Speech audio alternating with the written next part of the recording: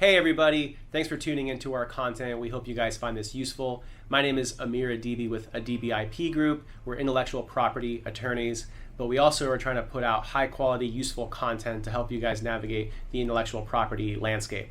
Today we're going to be talking about patent filing timing, and hopefully this will be helpful when you're trying to decide when to file a patent. Now remember, please, this is not legal advice. You should definitely consult with legal counsel, particularly with a patent attorney, before making these timing and patent filing decisions. So for those of you who this is your first time ever filing a patent application, I want to go over the patenting process with you at a very high level, so hopefully this is helpful.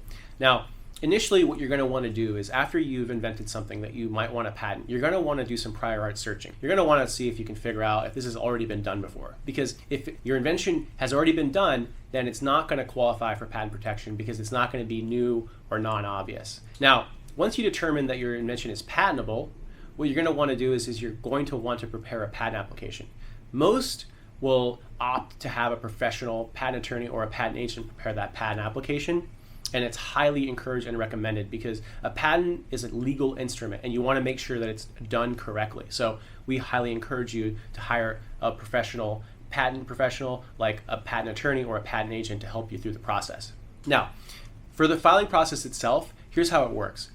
The application drafting involves preparing claims. The claims describe the scope of the protection. They describe the metes and bounds of your intellectual property. And so you want to make sure that you have broad claims that are valid. So you want to have broad claims that are new and novel, but that will give you solid protection in the marketplace. And then once claims are prepared, usually there's a set of drawings that are also prepared in tandem, and then you need to have a detailed written description or detailed description that describes those drawings in detail. So that's the application preparation process. Once it's prepared, then it gets filed with the patent office. Now, post-filing, there's usually a significant delay.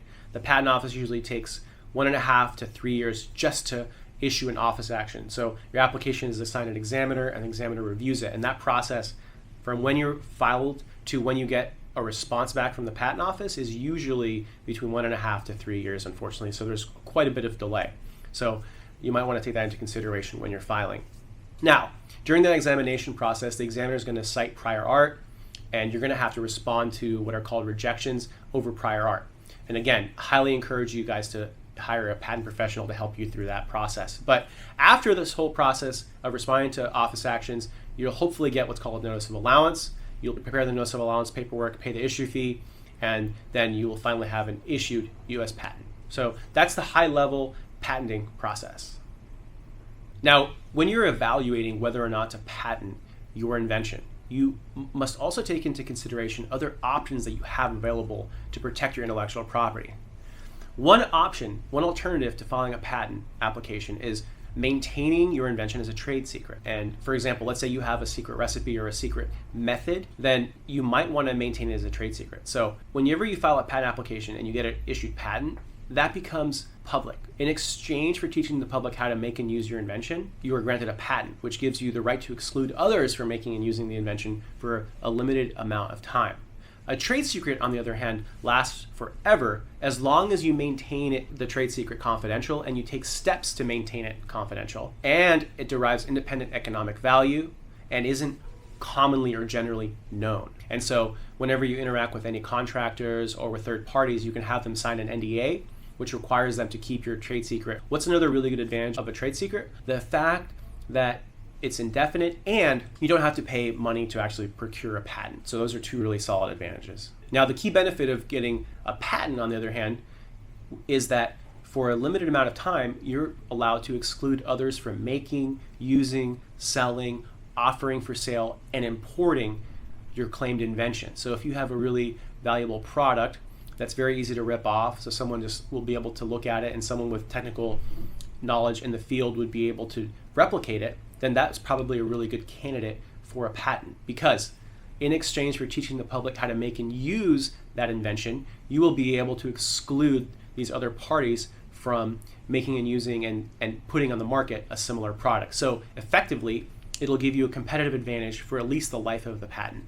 Now let's get to timing, which is the real question here as to how do I know if I'm ready to patent my invention? There's a number of considerations, and I'm going to give you some really useful tips so that you can evaluate whether or not it's worth spending the money, time, and resources in pursuing patent protection. Now, the very, very first thing to remember, and this is a very critical thing that a lot of people forget. Now, there are exceptions to this, but for the most part, what we generally recommend is you want to keep in mind that a patent is really a legal instrument that should support a viable business and not the other way around. In other words, in our experience, the patents that are worth the most are the ones that have an underlying product or service that generates a lot of revenue. Now, there are exceptions. There are times when there's a patent that turns out to be very valuable that isn't tied to any product or service.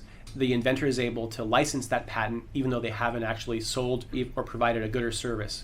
But generally, if you are looking at developing a product and you're invested in it, then it's a good time to consider filing a patent application to protect your invention. So I would say that the first consideration is how invested are you in the underlying good or service. If you're going to be putting in a lot of money, a lot of resources, a lot of time into developing a business around a product or a service, then you should seriously start considering filing a patent application.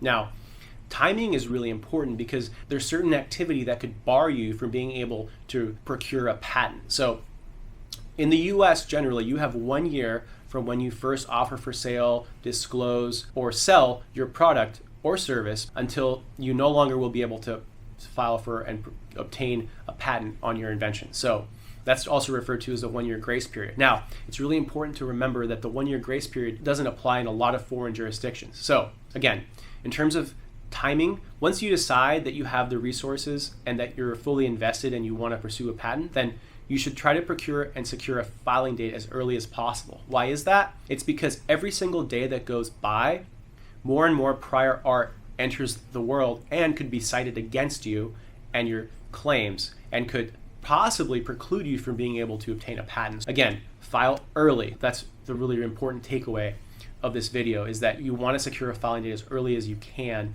once you've made the decision that, hey, filing for a patent protection, this is the way I want to go. Now, as far as economic considerations, this is a really key and important piece of advice.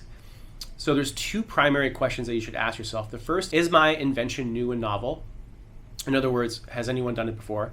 If the answer is no, then you should ask yourself whether or not the novel features give you a competitive advantage. In other words, is your product or service such that your customers will prefer to purchase your good or service over your competitors? If the answer is yes, then that means that you probably want to consider patenting your invention because it will give you a competitive advantage in the marketplace. Assuming it's new and novel and assuming it gives you a competitive advantage, that is a prime invention that you might want to consider patenting. And then it's just a question of, okay, are you invested? Are you going to build a business and invest resources, R&D? Perhaps you're going to hire outside contractors. You're going to maybe hire developers, depending on what type of product it is. If you're invested, new and novel, and if it's going to provide you with a competitive advantage, definitely a solid candidate for patent protection. To briefly summarize, when you're looking at a claimed let me do that again. To briefly summarize, when you're evaluating whether or not you want to pursue patent protection on your invention, you're going to want to evaluate whether or not you might want to maintain your invention as a trade secret instead of going the patenting route.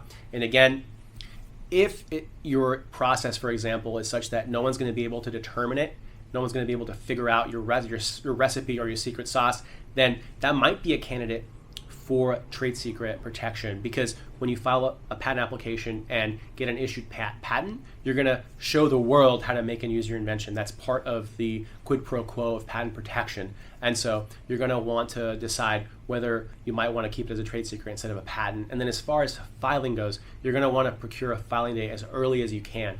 And again, the decision to file, it's based on economics. How serious, how invested are you in your product or service that might merit pursuing patent protection. The patenting process is long, and so you might want to consider not filing a patent and instead going the trade secret route, but hopefully this content helps you actually make that decision and helps you decide whether or not you want to take the patent filing route or the trade secret route, and hopefully also gives you information as to whether or not you want to spend the resources and time that's going to be involved in procuring a patent.